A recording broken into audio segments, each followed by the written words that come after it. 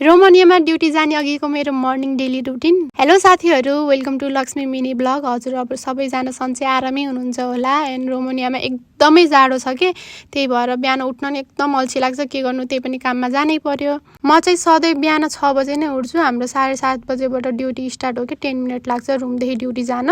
And म चाहिँ लुगा नि एकदम टन्नै लगाउनु पर्छ किनकि एकदम जाडो हो नि त, त्यही भएर। देन मैले आफ्नो हल्का स्किन केयर गरेँ। त्यस्तो खासै त केही लाउँदैन, मोइस्चराइजर र सनस्क्रिन मात्र लगाउँछु। अनि हल्का आइब्रो गराएर अनि लिप बाम लगाएँ। देन कपाल पनि कोरेँ। यति नै हो साथीहरू। ड्युटी जान चाहिँ म सिम्पल नै रेडी हुन्छु। त्यसपछि बिस्ताराहरू मिलाएँ। अब केटी मान्छे भइसकेपछि हामीलाई यसो सफा मनपर्छ नि त। एन्ड सफा गरेर अनि टिफिनहरू प्याक गरेर म नास्ता बनाउनुतर्फ लागेँ। मैले बुढालाई चाहिँ सुरुमा चिया बनाइदिएँ। मैले चाहिँ चिया खाँदैन साथीहरू किनकि मलाई एकदम ग्यास्ट्रिकको प्रब्लम छ। मलाई चाहिँ चिया खाइसकेपछि त मेरो पेट एकदमै दुख्छ कि त्यही भएर। एन्ड अन्डा र ब्रेड पनि बनाएँ। त्यसपछि चाहिँ मैले सलाद र अन्डा र ब्रेड खाएँ।